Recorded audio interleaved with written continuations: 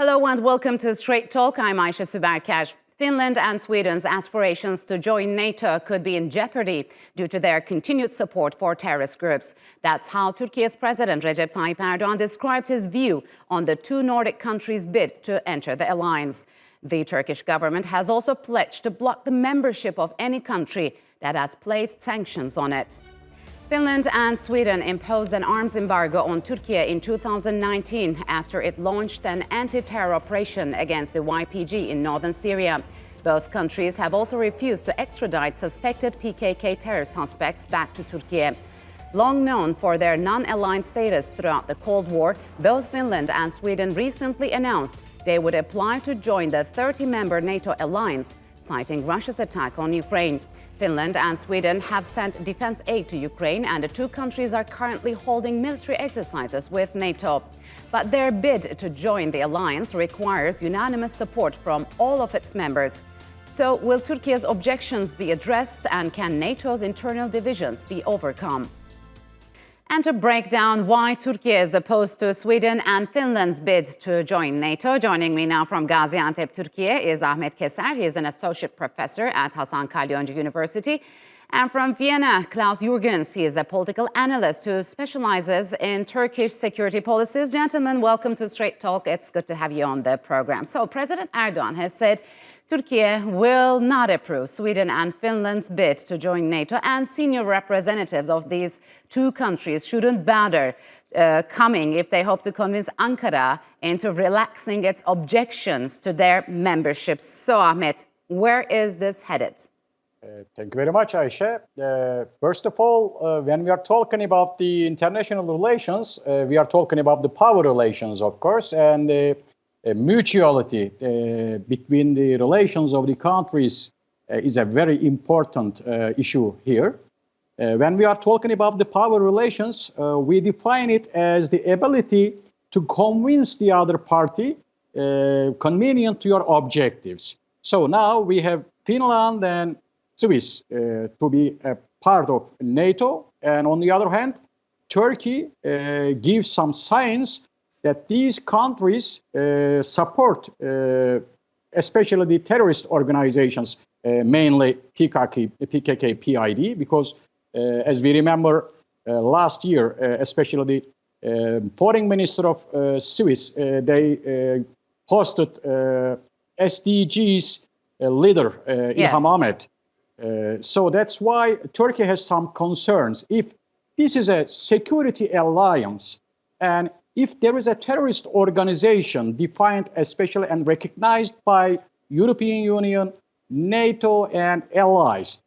Yes. So if these two countries give support to these terrorist organizations, how Turkey can accept those countries to be a member of that security alliance? Okay. So this is one issue. One which Turkey names as an existential threat. Klaus, did President Erdogan leave an opening in his remarks that he won't be opposed to Sweden and Finland joining NATO indefinitely? I mean, is Turkey still leaving the door open in a way?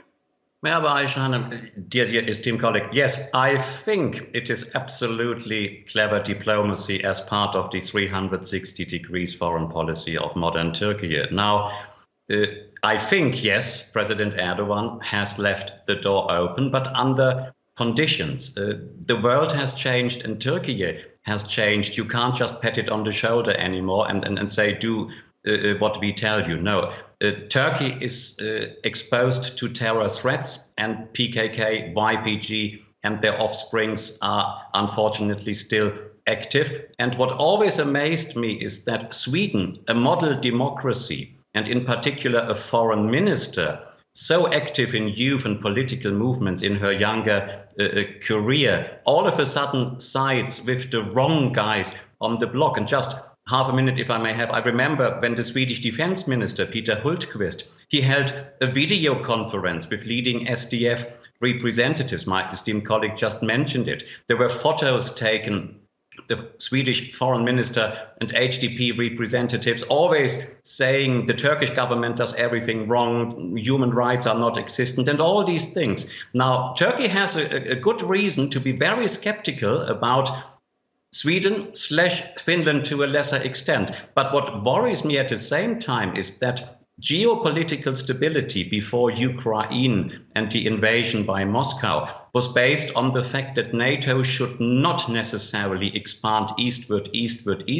Even if there was no Ukraine war, Moscow would slowly start to worry, where will all this end? So we have two aspects of the debate. Should NATO expand, first of all? Secondly, leave the door open from Turkey, but only if Stockholm and Finland very clearly distance themselves from any support, latent or potent, to PKK or YPG. So, Ahmet, NATO Secretary General Stoltenberg said Turkey's concerns should be addressed. How is that going to play out? This shows that the negotiations have already started through the mediation of the media, by the interviews of the leaders.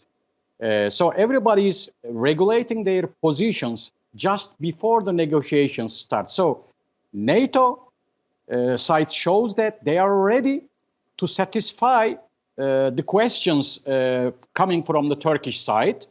But Turkish side this time asks for concrete results, not just promises about the issue. Because as you remember, President Erdogan has already mentioned that during the time of Kenan Evren, Turkey accepted the participation of Greece to NATO.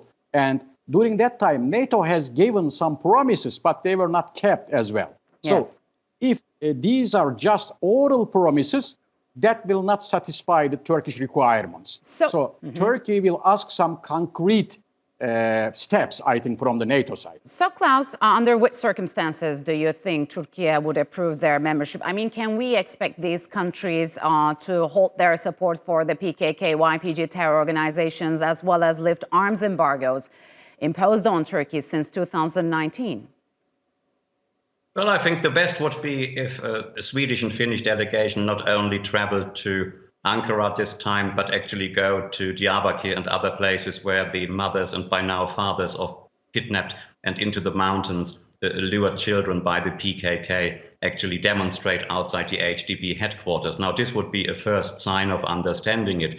Secondly, never forget in 2017, a US general explained that he had actually instructed the YPG to reinvent itself, to distance itself from the PKK. It's a very famous comment which was made at the time. Now, there are options for Sweden / to a lesser extent Finland. I think Sweden is really here at the forefront to make clear we do not accept any PKK demonstrations in our streets anymore. We will expel known PKK terrorists and send them back to Turkey, where there is a fair, modern justice state who will take care of that. And we will not lend any financial support in particular, which has, I believe, almost been promised to be doubled to organizations close to terror networks. These should be the steps. It will not happen overnight, but since Sweden is so intent and Finland on joining very, very quickly, they should go, as my esteemed colleague says, go into the channels of diplomacy, talk to Turkey, understand Turkey, and then the compromise can be found. If not, I'm very sorry. I think the door will be closed, at least for the time being. Yes.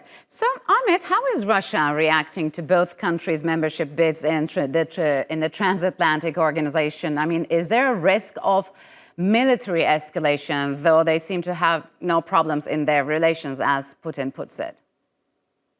That is also, as you remember, I said this is the first side. The second part is the Turkish-Russian relations and Russian relations with the other parts of Turkey. Because as we remember, Turkey just tried to mediate at least the peace meetings between Ukraine and Russia.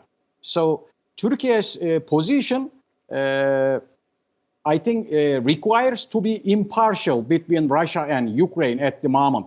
So if Turkey directly accepts the participation of Sweden and Finland to NATO, Turkey will lose its impartiality and mediator role in between the conflict between Ukraine and Russia as well. So that is another important issue to be solved, by the way. But I don't think that if NATO accepts Sweden and Finland as members, Russia will attack directly to those, because already in Ukraine, Russia has a lot of problems in view of military operations. So I don't think that another risk will be taken by the Russian side in this side. But of course, this is a 1 million question. We don't know what Putin will decide about it. Yeah. So, Klaus, what would you like to say? President Putin said if the two Nordic countries join NATO, that Russia would respond in kind. What options does he have? Well, Vladimir Putin doesn't have too many options. Recently, I wrote in a bit sarcastic way, would Russia ever invade the Swedish island of Gotland? Now, I don't think so. My colleague just said it. No, Putin will not invade any NATO member country. He has very limited options. Responding in kind, what could it mean? He already has troops. He can send more troops to the newly found NATO eastern flanks, but that would be just a show of force without any practical meaning. I think he's really playing games with words here, and this time I think we really should accept the fact that basically he is on his way out. Is he not? I don't know. There are many stories coming out of Moscow that people even try to get rid of Vladimir Putin, that his health is no longer perfect, that he realizes he can't win that war. Even if he would win it partially, he has lost everything, and he has strengthened the West. He has strengthened NATO up to a certain extent. Well done, people would say.